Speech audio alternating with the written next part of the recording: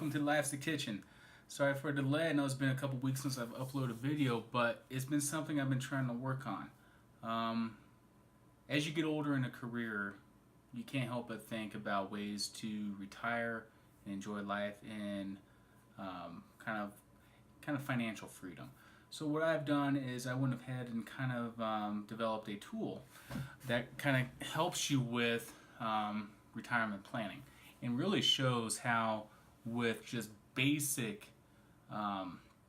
preparation that anybody can really come out ahead, but it takes discipline and it takes planning. In some other videos I'm going to talk about the importance of a budget and kind of how that plays into things, but this is kind of taking a high level view of various options and using very conservative market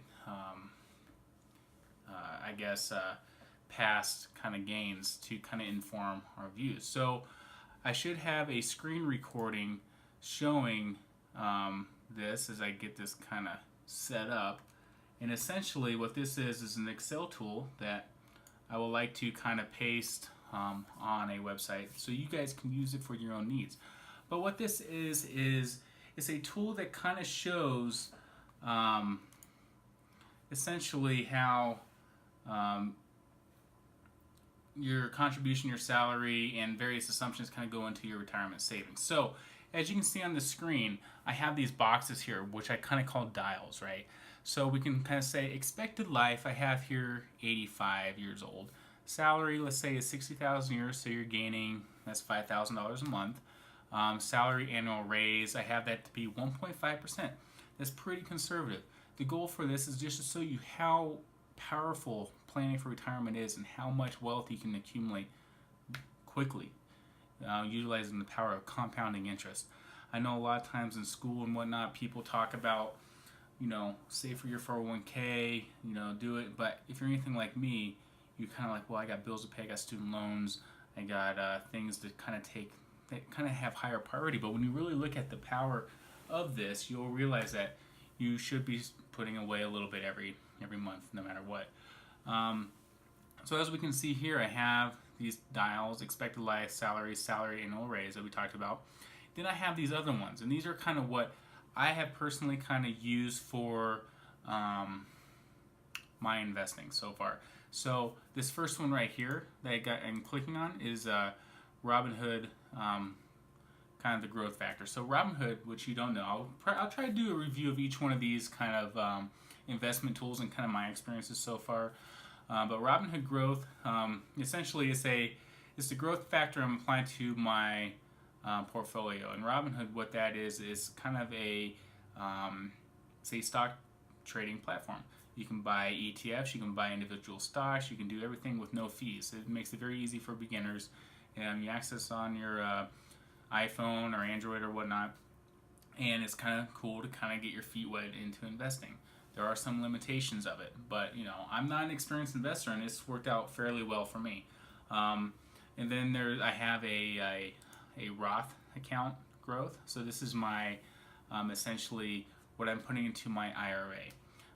Federal limits right now, I think it's about $5,500 a year that you can put into a Roth account. And what a Roth account is essentially it's a tax advantage vehicle in which you can use your after-tax dollars and put it into a Roth IRA account, and it will grow tax-free. So when you decide to take it out, you don't have to pay income tax on that, which is pretty powerful. So I'm trying to use this in conjunction with my Robinhood, which stocks, when you look at that, you got to use your after-tax money, so money that's been taxed after you've received an income, and then you got to pay taxes on capital gains. So that's why it's not quite as advantageous as, like, say, an IRA. If you look here, I got my 401k growth. And 401k, as most people know, is a kind of a government-sponsored, plan, if you should say, in which you can take your pre-tax dollars, put aside, and have it grow with your pre-tax money in compounding interest. But when you take it out, and usually you start being eligible to take out this money when you're 59 and a half without any penalties, but then you got to pay taxes at your current income tax rate at that point when you're taking it out. So as you can see, it's kind of like the inverted of a Roth, whereas you're using pre-tax instead of post-tax, but you get taxed on the other end of it, if that makes sense. Then you can see here, Betterment. This is kind of what I'm doing to kind of even subsidize my own kind of retirement account. So this is kind of like, think of like a managed kind of Robinhood, right? So this is a taxable account. It's not my IRA, it's not my 401k, but it's something that I'm using Betterment, which is called a robo-investor. And this is kind of a cool thing. It's another iPhone, Android application in which you essentially you kind of allocate how much you want to put in per month, and it does the kind of the allocation between stocks and bonds and all that kind of stuff automatically, and it's just kind of a nice kind of automatic saving mechanism. So I've been on these things for about a year. Then I have some other things that, as a lot of people kind of get older, they start thinking of other ways they can earn passive income. So you can have rental income, as well as taking advantage of online kind of banks. You know, if you look at traditional brick and mortar stores, you're getting, you know, a factor of 100 less than what you could get via an online bank. So Ally Bank, I have it as 1.5% annual interest, and I think recently they just jumped it up to 1.75 due to having kind of the interest rates going up on the federal level. So that kind of stuff kind of trickles down and increasing savings rates. But I'm going to leave it at 1.5% in this model just to kind of show you just the compounding aspect. Keep in mind these are all very conservative numbers. If you look at the stock market in just this last year, you know, we've had over a nearly 20% or more gain over last year. And if you look at all my things, I'm assuming 7%. If you look historically, I want to say for the last 100 years or so, don't quote me on it, but I think the figure is the stock market has an annual average return, including taking account for recessions such as we had in 2008 and whatnot, of about 11% per year. So I'm trying to be super conservative to kind of relay how important saving for retirement is. Because if you're anything like me, you know, you don't want to be 70 and not have anything and not be able to enjoy life, right? What's the fun in that? So those are kind of my dials here for the tools that I'm using for my investing. Then I have kind of, okay, what's the rate that we're going to do? So annual Robinhood deposit. Some of this may be aggressive. It all depends on your income, right? As well as kind of how much you're willing to kind of work towards this goal. So I have here, you know, my goal is to put, or roughly, in this model, let's say you're putting $5,000 into stocks per year. Let's say your annual Roth IRA account, you're putting $3,600. So you're not yet reaching that $5,500 limit that's for these plans. So I'm doing 36, you know, because, you know, we do have lives and we have other expenses, right? Some people are still paying off loans, or some people are still, you know, rent's expensive in a lot of areas and whatnot. 401k deposit, I'm doing 5%. And in my case, I don't have an employee match, but if you have an employee match up to 100% of what the employee or the employer is giving you as free money. You know, it's like, it's the smartest thing you can do. Then the annual Betterment retirement, what I want to put in is $600. So this is kind of like, it's post-tax, and you also get taxed on capital gains. So I just want to do that. And then I'm going to say I'm saving in my bank account, let's say $2,000 per year. So if you look at all these things, we can kind of go down here. So what I've done is I've made this kind of tool, and I'm going to probably refine it just as I kind of get more elaborate with what I'm trying to do. So here what we have is we have the column, or columns of year, your net investment worth, the Robinhood. This one, let's not worry about it too much. So pretty much if you were to earn, in this case I said over $65,000, let's invest anything above that into a taxable account. But we're not going to worry about that. Anything, let's just go ahead and nuke these. 0. And then we will just, if you guys don't know Excel, I can do a tutorial on kind of how all this stuff works. You know, I used to do Excel all the time for work. Then Betterment retirement. So initially, I said we're going to put $600 a year, but 2018 is over halfway done. So I'm going to say, okay, I'm just going to put $100 in to start for this year. And then every other year I'm going to add that 600 and those other accounts. So I did the same thing with my Betterment, which is a taxable account. So I'm using post-tax dollars and getting tax on capital gains. My Roth IRA, let's say I'm going to put $100 in, and that's using post-tax dollars, but you can grow tax-free when you take it out. 401k, let's say I have $100 in. That's all I'm starting at. And Allied Bank savings, let's say I had $2,000 in the bank right now. And rental income, we're going to nuke this as well, just for the case of this. Because a lot of people may not have that. But I can do another video that kind of shows you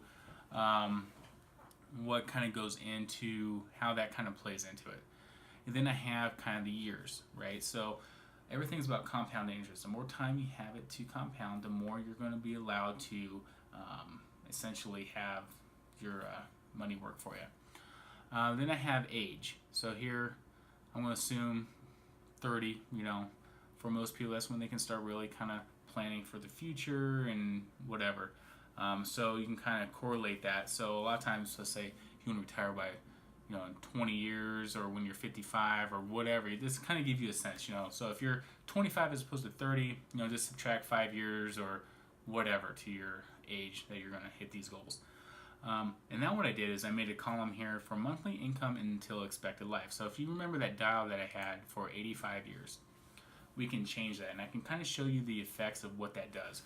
But essentially, based on the investing that we've done, this would allow you to have a monthly income of about $28 for the rest of your life until you hit 85, at which point it assumes you passed away and will no longer need an income. So if I were to go up here and change this to 100, it should decrease because we have to spread that same investment over a longer period of time. So if we do that, it is now $22. So you see how that works? So let's go back to 85. And what's cool about this tool, it kind of lets you play a lot of different scenarios, right? You can assume higher rates of returns. You can kind of mix and match your, maybe I'm going to get more stock growth in 401k or whatever, right? So kind of going on here. So our total monthly. So this is going to mirror essentially this monthly income. I do have a column for pension. If you're lucky enough to work in a government or whatnot, after so many years you get vested and you get a percentage of your income for the rest of your life. So I have that kind of factored in as well. I'm going to just nuke those all right now as well, just so I can kind of show you the effect of all this. Oops. So here we'll just drop it down there. So this total monthly column should match identically this monthly income until expected life. And if we just look at it, it does. So here's your salary. So what this is essentially taking this total monthly column, multiplying by 12 to get your annual salary. So here you can see that in the equation. So I'm doing, let's see, this equation, I have it set as, this is assuming we had a rental income, which we don't at this moment. But what it is, it's really it's just taking this amount times 12. So here, based on what we've invested so far, we only have $334 of annual income. Ultimately, that's what we're trying to make it so it's a livable income without having the need to work based on your returns from investing.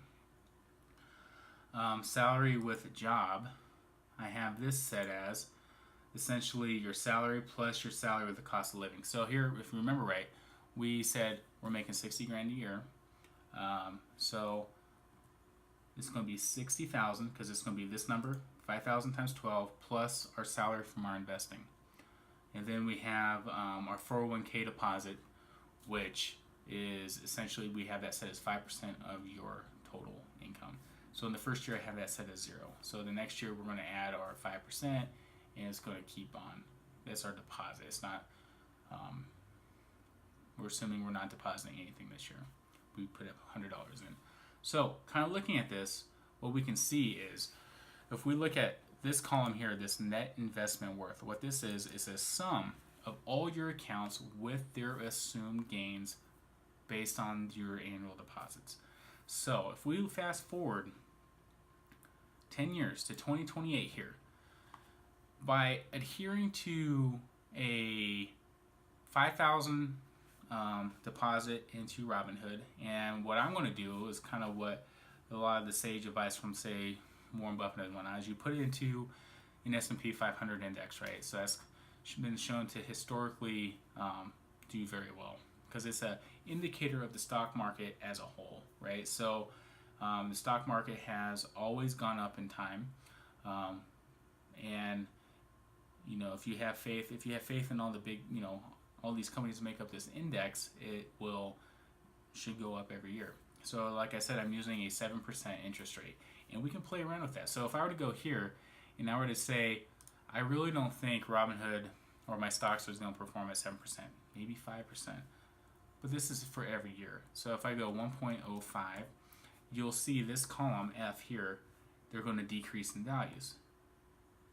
Or not F, that's my Roth, on my Robinhood in column C. So if I go back, you can see how they kind of all go down in values based on that new rate of return.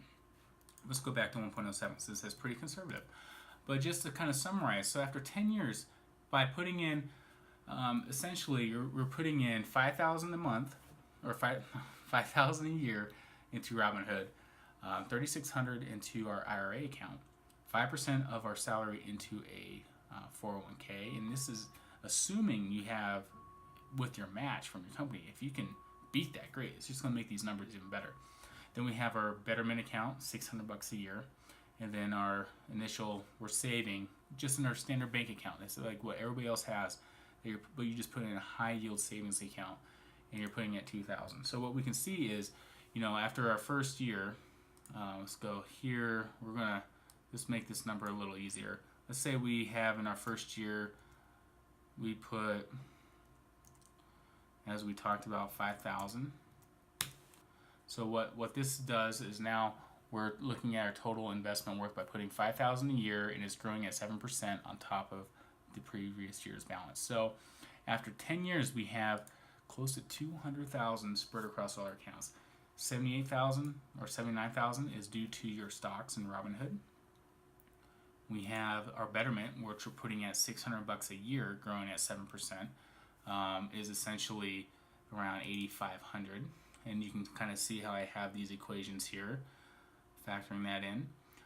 We have our Roth IRA, which we're putting in $3,600 a year, growing at 7% a year, is close to 50. And just to kind of look at it, is taking this. So what it's doing is we're taking our previous year balance, we are adding or multiplying it times the 7%, plus we're adding the 3,600. That's how I have that calculated. So you can see it just kind of adds up fairly quickly. Our 401k, same story. And then our Ally Bank savings, So here we're putting in $2,000 every year, and as you can see, it just compounds. So here, after year 5,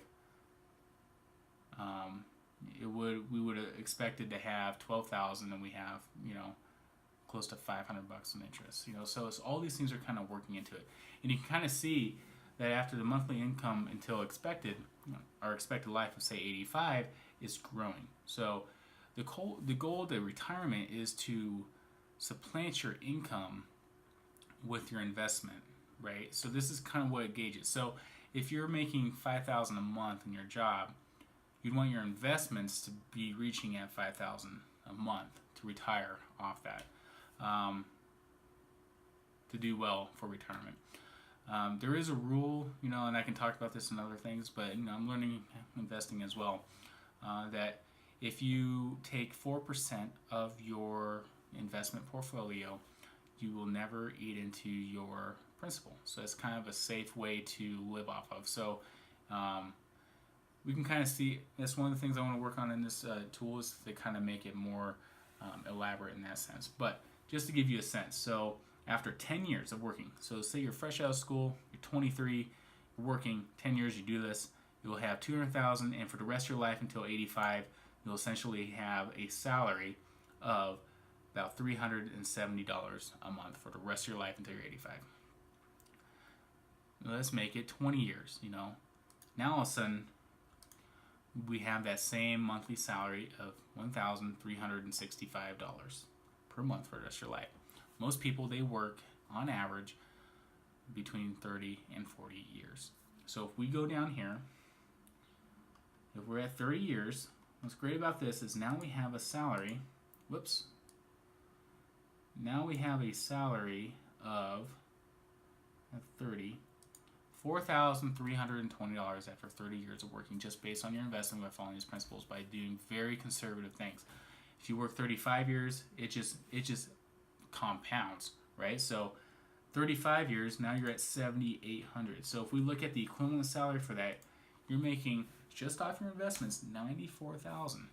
And if you are fresh out of school at 23, 35 years, what's that? 23 plus 35, that's 58. You can retire at 58, making this amount of money. It's crazy. Just based off your investments. And so here, it kind of shows you, all these other things are just kind of showing how your deposits are and whatever are keeping up with the assumptions that we made. So, this is not assuming you have a house that you were able to pay off over that 30 years. So, say you had a house payment of, going rate in this area is about $1,500. Add that on, because you no longer have a house payment. If you have a rental income, say you got lucky and you are able to have a roommate, or you rent out a place and you buy another place and you have 2 paid off properties, that's where this kind of rental income is. So say initially you're only cash flowing like $100, but at 30 years, all of a sudden it's like 2,000. Say rents go up. Now you can see right here, you're making 60,000 just after 30 years. On top of your investments. So now if we're at 35, now we're looking at 96,000, a year, as opposed to 94 or whatever, because now you have that rental income. But this is your monthly. So we got, this is essentially times it by 12, and you'll have, this is a yearly thing. I messed up. So this is 2,000. So if it's for 12 months, that's 24,000 right here. So then you can really see how these numbers can really play along. So let's say, let's assume that we go with the average stock market index of rate of return, and instead of 0.07. So right here, if you remember, let's nuke these guys again. Let's say after 30 years, your investments are making you about $52,000 a year just by doing what we talked about over 30 years. Power compounding interest at 7%. So keep that number in mind, 51,800. So we'll just kind of write that up here, 51,800 about. So this is at our 7%. What if we assume all our things are at 10%? It's not unreasonable at all. So if we go in here, what we do is we do 1.1, 1.1, 1.1, and you can kind of see the numbers changing, 1.1. So now if we go back down to our tool at 30 years, instead of 51.8, we are now at 87.8. So 87,800. So just very different, and that's even conservative. The rate of return for the stock market, I think it's been over about 11-12% over the last 40 years or 100 years or whatever it's been. So you can see how powerful this tool can be. And this is still assuming you're not maxing out. You're only having your salary grow at 1.5% a year. In most cases, let's say we're keeping up with the cost of inflation, roughly 4%. So we're going to do 1.04. And you'll see way over here in our 401k deposit, these numbers will get bigger, and they do. And now it's going to change how much we're going in here. So now at 30 years, we're at 93, just assuming your salary is growing at a greater amount. But if your salary is also growing, then you can say, well, heck, I'm able to put more than $2,000 a year in my Ally Bank deposit. Say you do $3,000. And you can kind of see how all these numbers change. So now at 30 years, you're at 95,000 just off your investments. I don't know about you, but I could retire off 95,000. Most people, we start with this saying your salary is at, let's look at the salary. Let's see. Yeah, your salary, we start off at 6,000, right? So if we do 4% every year, So by the time we're at that 30-year mark, that number will have increased to, let's have big decimals, but um, let's see, it's 16,200 times 12. You can just do that real quick. 16,200 times 12. So after 30 years of getting a 4% salary increase every year, you're looking at close to $200,000 salary starting off a $60,000 base salary. It's not unlike, a lot of people that started working in the 70s as a nurse were making $7 an hour and now they're earning 40. See, it's just kind of those assumptions, but you can also really tone it down. So you can be like, well, maybe 4% is too aggressive, we can do 1.02. And all those numbers change, and you kind of get a picture of what your retirement scenario could look like. You have a pension.